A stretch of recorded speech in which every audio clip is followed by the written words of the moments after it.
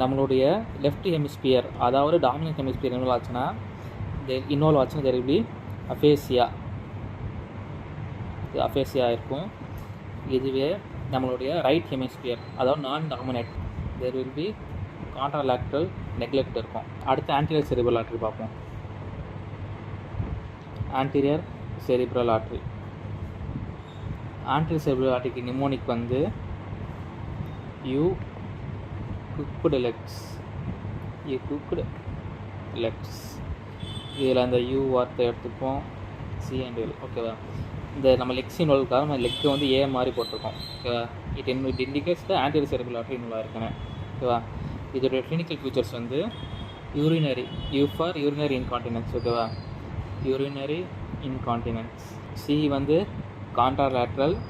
நம்ம இதுக்கு முன்னாடி என்ன பார்த்தோம்? Weakness and sensory loss upper limb பார்த்தோம். இது வந்து லோவர் லிம்புக்கு weakness and sensory loss in lower limb. ஏன்னா இங்கே லெக்ஸ்ன்னு சொல்லிட்டு நிமோனிக்கு கொடுத்துருக்கோம். ஓகேவா? இந்த மாதிரி ஞாபகம் வச்சுக்கோங்க. அடுத்து இன்னொரு ஆர்டரி இருக்குது. இன்னொரு ஆர்டரி யாருன்னா நம்மளுடைய போஸ்டீரியர் இன்ஃபீரியர் செரிபெல்லார் ஆர்டரி.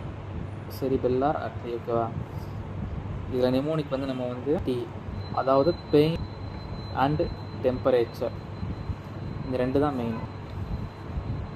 இதில் ஐஎஃப் எடுத்துக்குவாங்க. இந்த ஐஎஃப் வந்து இப்சிலேட்ரல் இன் ஃபேஸ். அதுக்கப்புறம் இந்த சிடி கான்ட்ராலாட்ரல் இன் பாடி. ஓகேவா?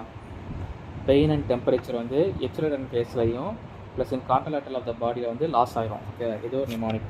இது நம்ம என்னன்னு சொல்லுவோன்னா it is called as Wallenberg syndrome. Hope இந்த ஸ்ட்ரோக்மேன் நிமோனிக் வந்து இந்த ஸ்ட்ரோக்கோடைய லோக்கலைசேஷன் வந்து உங்களுக்கு வந்து யூனிவர்சிட்டி எக்ஸாம் வந்து ரொம்ப ஹெல்ப்ஃபுல்லாக இருக்கும்னு நினைக்கிறேன். தேங்க்யூ.